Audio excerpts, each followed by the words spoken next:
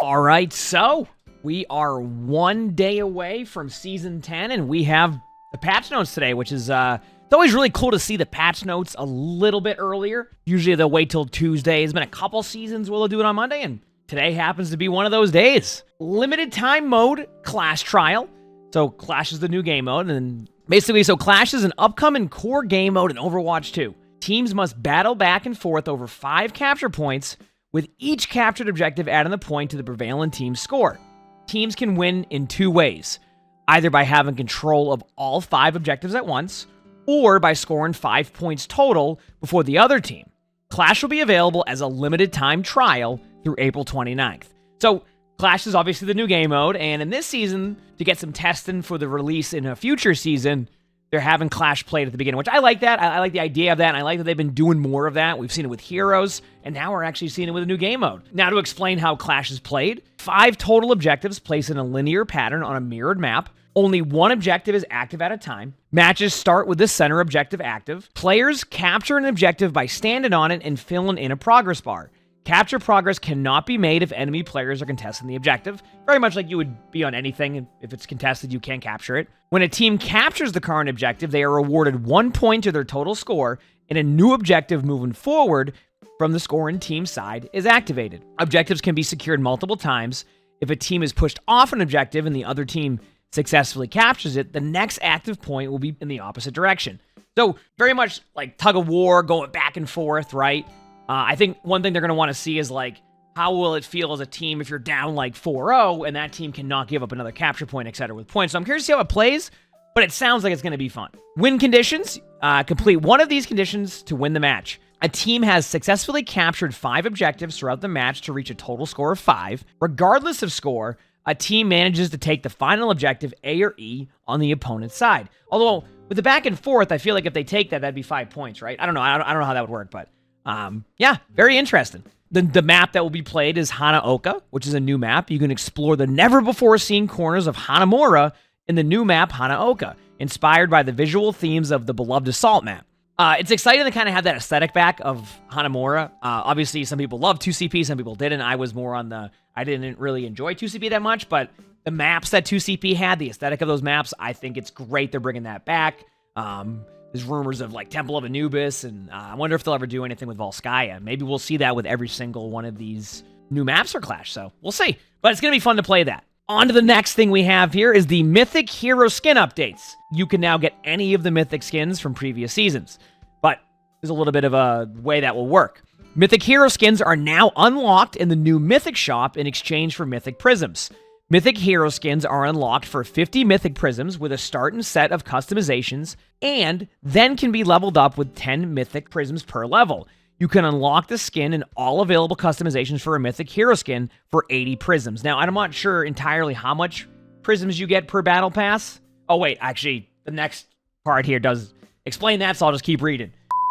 Mythic Prisms can be earned in the Premium Battle Pass and used in the Mythic Shop to purchase the current featured Mythic Hero skin for the season and select previous Mythic Hero skins. You can earn a total of 80 Mythic Prisms when you complete a Premium Battle Pass. So just to kind of like point it out, I think in the first season it will kind of be straightforward with what you go with because you're going to get that base skin at 50. I think as more and more seasons come and you don't get all of the customizations, that's where you can start to get like more of the base level Mythic, and then you can kind of customize based off of what you like. So first season, obviously, with 80 Mythic Prisms, and then it being 80 to, like, maximize that customization, or 50 just for, like, the base.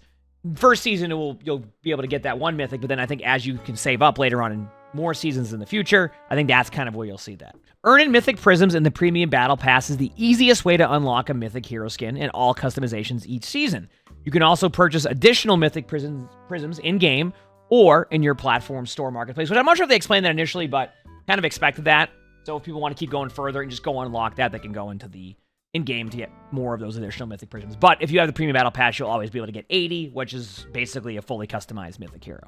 Okay, now we're on to the general updates, challenges. Completing weekly challenge milestones will now reward additional Battle Pass XP.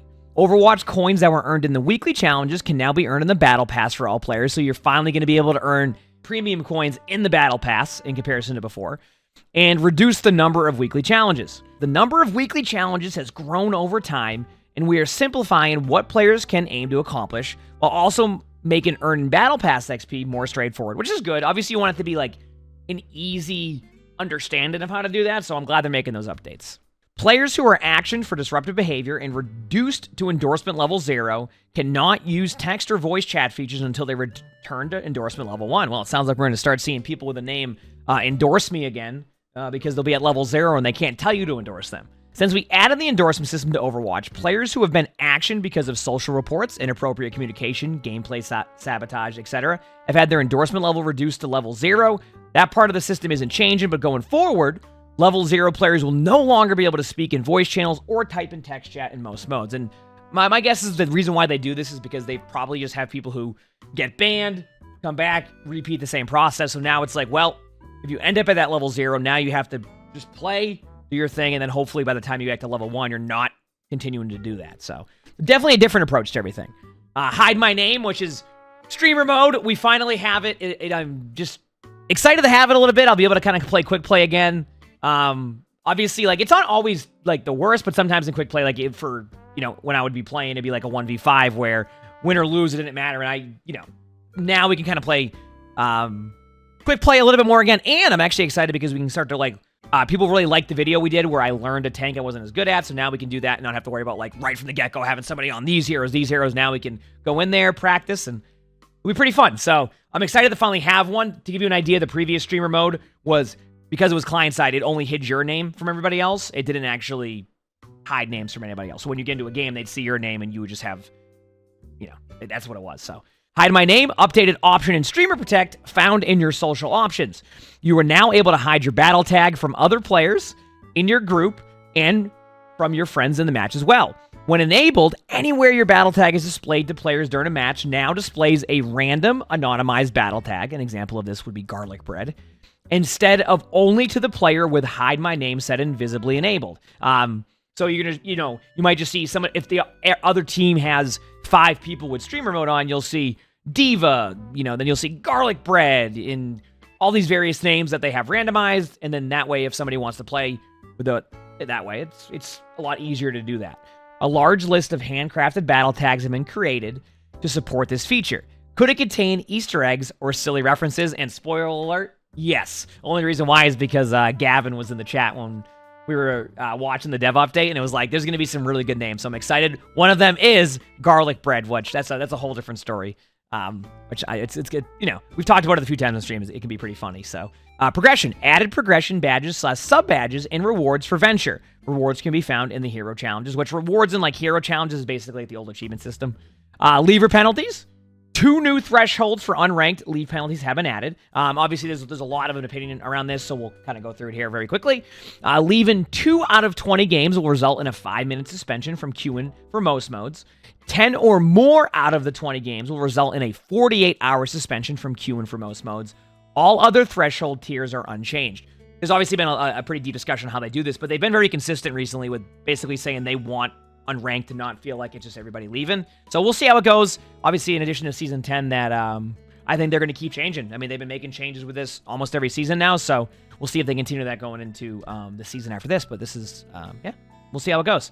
Competitive updates. End of season titles for competitive role queue now include the role the rank was achieved in. So now an example would be champion tank, champion support, champion damage, and open queue champion. They wanted to do this because there would be players who would get like a, grandmaster role queue in their title or whatever the title is, and then people would be like, oh, what the heck, how are they in my game? When in reality, in Diamond, that's what their rank is on support, right? So they're in support Diamond game. You see it says GM, but the player's like, why is there a GM on my team? But in reality, it's because their roles are different, so they want to make that a little bit more specific. Competitive progress. Each role rank card now displays the associated competitive role-specific title, which is good. Role rank cards can now be selected to open the match history to the selected role. I like that. Match history will display the following: map, game mode, heroes, role, date, score, results of the match. And match history can now be selected to open the game report for a match. So just good competitive progress, quality of life updates. You like to see it. Now we're on to the grouping restrictions. I feel like the grouping restrictions one is it's a very underrated change that I think will be fun and will be very interesting. I'm excited to kind of see where it goes. I think there's a whole nother level of content that can be created now with it too. which we'll get to that as we get into the season and see how it goes. All previous competitive grouping restrictions have been removed, which, by the way, yes, that means I can finally play with all my friends in top 500 for the first time in a long time. All groups in competitive play are now classified as narrow or wide.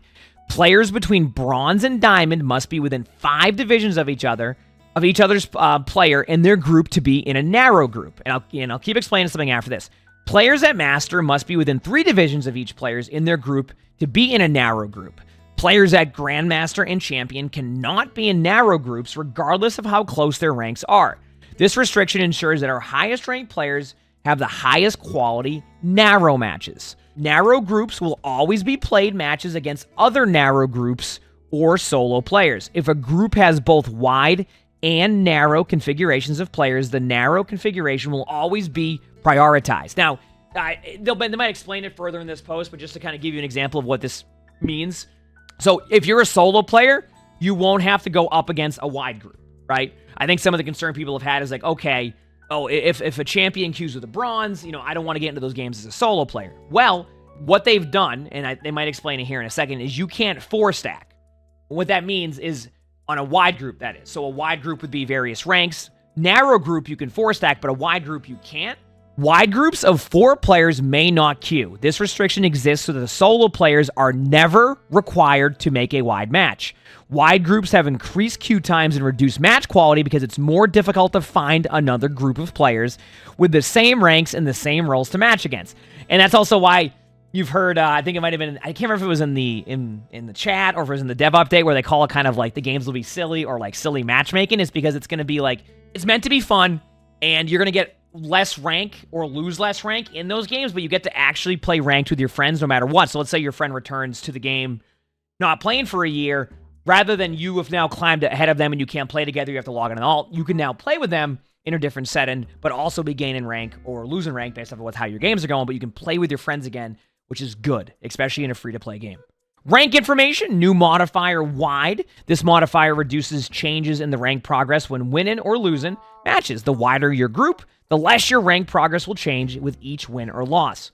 The new modifier volatile has been renamed to demotion, which I guess that's better.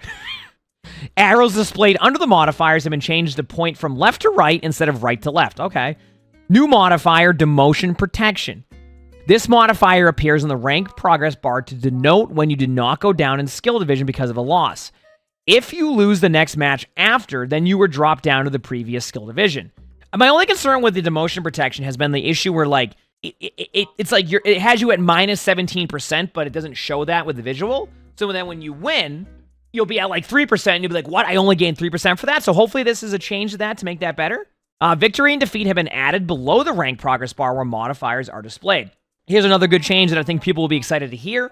Golden weapons can now be purchased with either Legacy competitive points or 2024 competitive points. You cannot purchase weapons with a combination of both currencies. That just means that, let's say you have 1,800 Legacy competitive points, and then you have 500 2024 competitive points, you can't combine those. But you now can buy gold and emerald weapons with the current competitive points you're going to start earning now. I'm glad they did that. I'm glad they didn't sit there and say, no, we're going to make you wait a year. So we're back to being able to get that. Little side note, and I keep suggesting it, I would love it if they added like a Twitch drop where you can get competitive points. Not, obviously they wouldn't want to make it so you get one weapon, but some players don't grind ranked as much and play a little bit more quick play, so that'd be kind of a cool addition to how they do the drop system, considering they already do like battle pass tier skips. I think it'd be cool to, maybe have, I don't know, competitive point drops. Let me know what you think. Hero updates, new hero venture. Obviously, after all we just read, yes, there is a new hero this season too, which is awesome because I really like how they stacked Season 9 and then followed up with another stack Season 10. And Venture, they are a super fun hero to play. Venture is immediately available to play in competitive play. Wow. I don't even know, has that ever happened in Overwatch? Maybe early heroes, but yeah. This is the first time in a long time, if not the first time, where you can play a hero in comp right away. And whether or not this is the right decision, we'll find out, but I'm excited to see because I think this actually will be a little bit more hype. And just to follow up here, I don't even know if I read it in this. All heroes are free again. If you're new to Overwatch and you don't have a hero because you didn't complete the challenges, etc., like you now get this hero right away, right when you log in. There's no like pay to win aspect that people, we saw with Malga for a little bit. There's no having to wait 2 to 3 weeks to grind to level 45 in the Battle Pass, you now get these heroes for free right when you log in. And if you're logging in tomorrow for Season 10 and you don't have many of those new heroes, you're going to have all of them to play and you're good to go. So, all right, now, on to the tank one. And, we'll see how these patch notes are for tank. Obviously, we'll read the patch notes and I'll give my thoughts after, but tank struggled in Season 9 a bit. Doomfist, Rocket Punch. The empowered punch is no longer consumed when the windup is canceled by using Seismic Slam or Power Block. The dev comment on this one is this quality of life improvement streamlines the transition between charging up an empowered Rocket Punch and another ability by removing the requirement of pressing the cancel input first. I like this change. I think as a player who is still learning Doom, this is something that I would do all the time. Basically what this means is, let's say you have empowered punch, right? And then it's there, and then you have to use your Seismic Slam out. If you were gonna use your power punch, and then you had basically say you were going into the animation or the punch, but then you had to Seismic Slam out because you weren't gonna get any value, you now keep that punch. Really good Doom players are gonna utilize this very well, but for somebody new to Doomfist also, this is a good change because sometimes you'll accidentally hit that button or you're still learning how to use those abilities correctly. So this just gives you, a good quality of life change for Doom. I like that change. Junker Queen, Carnage. Impact damage increased from 90 to 105. I will never complain about Junker Queen changes. Such a fun hero. How this will go, I don't really know. Obviously, with tanks struggling to kind of tanks taking a lot of damage, it's great to have that close range Carnage ability to get, Queen played a bit more in that sense, but we'll see. Reinhardt, Earth Shatter. Knockdown duration increased from 2.75 to 3 seconds, and the shockwave range increased from 20 to 25 meters. Well, one thing's for sure is that if you even see the Rein, you're probably going to get shattered now. But what I will say is this. Will this make Rein meta? I don't think so. Will it make Rein Shatter more satisfying? Yes, unless obviously it gets Suzu'd. So, a good change to Shatter, but you might run into some similar issues if you're seeing Kiriko played a lot in the game. It just depends. But yeah, a buff to Shatter, I think for a lot of ranks too will be nice. Sigma, Experimental Barrier. Movement speed increased from 16.5 to 20 meters. That's just throwing your shield all the way out. Developer comments, this change will improve Sigma's ability to protect allies that are further away from him. My take on this is, it's not bad. It's I don't know if this will necessarily make Sigma a ton better. I think Sigma's pretty good as a hero. I don't mind the change. I'm curious to see how it plays out. It will help Sigma for sure. And now you're going to be able to shield off your teammates if they decide they want to play a little bit further back or if they're playing too aggressive. So we'll see how it is. I don't think it's bad. I just don't know how it's going to play out. So we'll see. And then we're on to the official Wrecking Ball rework. It's not like a full rework like we saw with other heroes, but it's a really cool concept that I will explain right now. Grapple and Claw. Hold the jump input while the Grapple and Claw is attached to terrain to retract it, pulling yourself towards the anchor point. This action can be rebound in his hero settings. Now, basically what you can do is, let's say that you lose your momentum and you're in a grapple, you can now retract the grapple back, which I think is pretty cool, right? I think it's going to be a cool change to ball. It's not like it's going to be a massive thing that we see, but I bet there's some fun plays that we don't even know about right now, because obviously it's just a little bit of a different style to ball, so I'm curious to see how that goes. It now has a 1 second cooldown if Wrecking Ball never reaches ramming speed before canceling the ability. Interrupting him with Hack, Hinder, and Stuns will still trigger the full cooldown, which makes sense. The maximum duration timer no longer triggers unless he reaches ramming speed. So it's going to be a little bit of a change how Grapple and Claw works, but should be for the better for Ball, so we'll see. Now this one is the really interesting part. Adaptive Shield can now be reactivated to redistribute up to 300 overhealth to nearby allies. 300 overhealth to nearby allies, capping at 75 overhealth per person. Enemy and ally detection radius increase from 10 to 13 meters. Now, that's a huge change in the sense that you can go as Ball. You now have a longer range to be able to get this overshield. Let's say you get into a team of 5. You get full shields. You can go back to your team now. You could redistribute that to your teammates to give them 75 overhealth and then probably go back in and make a play. It's a way different concept for Wrecking Ball now. And if you think about it, now Ball can be with the team more, which we've talked about this perceived value that Ball has. You don't see the value that Wrecking Ball's getting a lot of the time, so you're a lot of time you're like, oh, my Wrecking Ball's doing nothing. Now your Wrecking Ball can show that in overhealth. So It's a different concept. This is going to take a little bit for people to get used to the playstyle, but a very interesting change. And then Minefield, health increase from 50 to 60. The dev update here on in general is the general goals here are to add a direct way for Wrecking Ball to support his allies aside from purely enemy team disruption. Make the hero more approachable while also adding more avenues for skill expression and improve quality of life around the grapple. I think in general, like it kind of, all of that is addressed here. Now the real question is, how will that playstyle be? Will Wrecking Ball play a lot better in these comps? I don't know, but I'm curious to see. We'll definitely get some gameplay early on in Season 10 to see how that feels.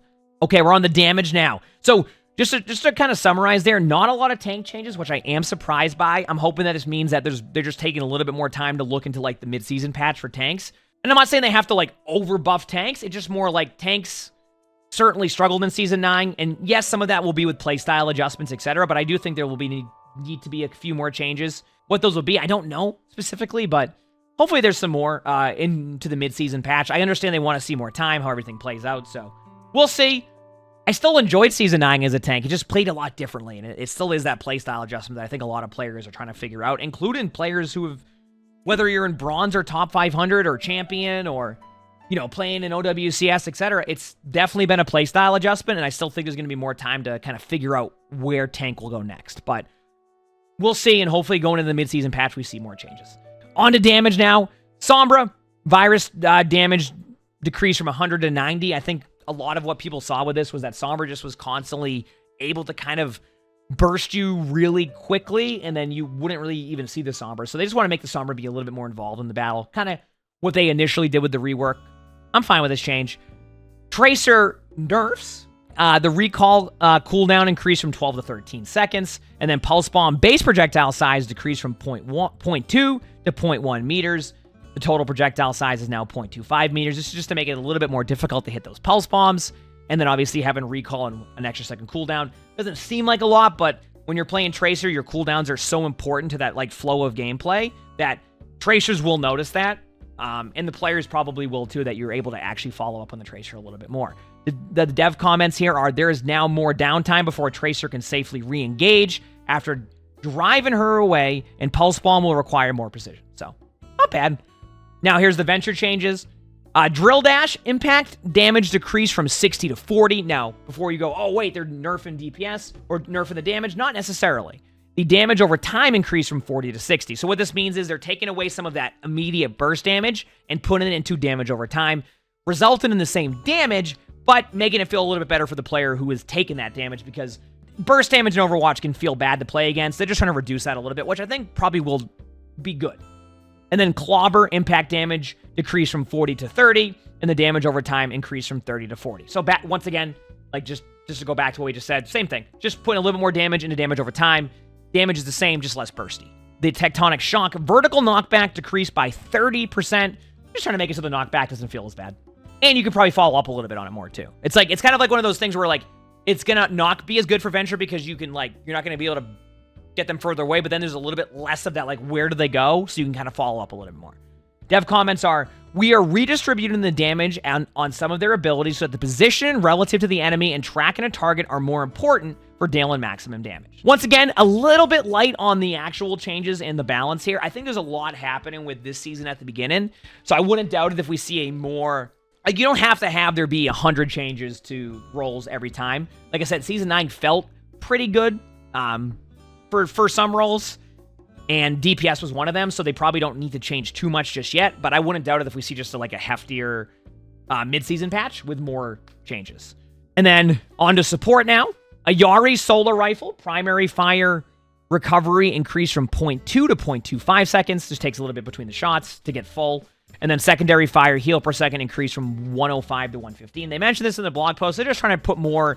They're trading one part of a kit into the other part of the kit. They're taking away a little bit of the damage uptime or the consistent high damage uptime to a little bit more heals. So, and then Lucio, Sonic amplifier damage projectile decreased from 20 to 18, so a little bit less damage. There was a little bit of complaints about that. And then they've now taken that part of the kit and increased the damage on your sound wave, which I'm pretty sure is the boop. So your boops will do more damage now, but your actual overall, just left click damage will do less. So Interesting. We'll see how that feels, especially when there's a little bit more damage with the boop. That could actually lead to a little bit more burst potential. But not burst potential, but it's just going to, like, it might feel like you're taking a lot of damage when you get booped. We'll see. Life Weaver, Rejuvenate and Dash, heal increase from 50 to 60. Just a small change to make it so when you're getting attacked, you just get a little bit more healing. Obviously, when you have the passive on you, too. So just to be a little more helpful. And then Tree of Life, Pulse healing increase from 75 to 90. Probably a good change. I mean, Tree of Life is okay. I mean, it's a good ult, but, like, now you feel that you can... I felt like, at least as a tank, when I was standing in the Tree of Life, you would still just get bursted down, so this might help for tanks a little bit. And it feels like you can kind of stay around your Tree of Life a little bit more now. At times, it felt like it didn't do anything, so we'll see how that goes. And then we have Moira. Biotic Grasp, damage per second decreased from 65 to 60. A little bit less damage, so going against that can feel difficult, especially with the range increase they had. And then Coalescence, self-heal per second increased from 50 to 55. This means during Coal, a little bit more survivability. Maybe people were getting, like, destroyed a lot during the ultimate, so they wanted to just to make it so you have a little bit more survivability. We'll see how that goes. But yeah, I'm not surprised to see the Biotic Grasp change, especially with the range change they did. But yeah, those are all the balance changes, and I know it seems a little bit light on balance. I think they just want to see more time, especially with how major Season 9 was to gameplay change. So now the next step here is, how will it feel? And then I wouldn't doubt it if during the mid-season patch we see even more stuff, especially with how much they've stacked at the beginning of the season. Just a couple bug fixes here. Hero Mastery Gauntlet fixed a bug that could cause more AI teammates than intended. I didn't even know that was a thing. Fixed a bug with Wall Climb that could allow heroes with the passive to climb infinitely. That was the one where you could bind your Wall Climb to scroll wheel and endlessly climb walls as like Kiriko or Genji. Fixed a bug with Diamond Masters and Grandmasters not playing any effects when entering the top 500. I need to hear those sounds. Fixed a bug with duplicate entries on the leaderboard. Glad to see this. A lot of players had multiple accounts on top 500 because they were able to log on from Steam, which then duplicated their stuff onto there. So, fixed the missing flash notification on taskbar when joining the game as a backfill. That just means that if you were minimized, like waiting for a queue, I guess your taskbar wouldn't light up and you wouldn't know. Now it fixes that, so that's good to have. Maps, I guess in a previous update, they resolved an issue where jump pads could become deactivated. Circuit Royale fixed an issue with payload tires launching players unexpectedly. No, they finally fixed that. There was a bug where you would like have this interaction. You could do some really funny rollouts and like you go flying up into the air. It happened rarely, but it did happen. So, aw. Fixed an area near the second point where the payload dock could negatively impact Earth Shatter and Tectonic Shock's ability to hit larger heroes. I didn't even know that was a thing, but I'm sure people noticed it when it happened, so always good to see those changes. And then we have a bunch of, just hero fixes here. Echo fixed an issue with duplicate that could prevent a death being counted if it was used as Echo falls off the map. Doomfist fixed an interaction where Maze Ice Wall could allow you to get under the map. Is there a video or a clip of that? I'd love to see that. Fixed a bug with power block sounds triggering even if it was not blocking damage. I've actually heard that one before, so I'm glad to hear that. Ayari fixed an issue with Captive Sun affecting targets through floors and ceilings. Hey, there we go. We just saw that the other day, so I'm glad to see that already. Junkrat fixed a bug with Riptire receiving the self-healing passive. Oh no, that's actually a thing. Lifeweaver fixed a bug where some untargetable heroes could be healed by Tree of Life.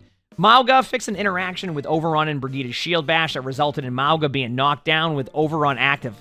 That would have been frustrating. Mercy fixed a bug with the staff not opening up with the Parasol emote impose, and then there's a bunch of venture bug fixes that we won't go too deep into those, but they fixed a bunch of stuff, which is good to see, and that's what you love to see after doing the new hero stuff. So excited to see how Venture plays in Season 10, and overall, I'm pretty happy with a lot of the features that are coming to Season 10. I know there'll be a little bit of discussion on some of the stuff, even with like a little bit less of the balance changes, but overall, a lot of more positive changes, and hopefully Season 10 can continue that momentum of Season 9, and I'm excited to try out Clash. To see how the new Mythic stuff works. Obviously, the balance changes to test out, the Wrecking Ball rework, the wide group range. There's so many new things added that I'm excited to try it out. So let me know what you think about these patch notes. I'm definitely curious to see, and I hope you enjoyed this video. Make sure to hit the like button, subscribe to all 3 YouTubes.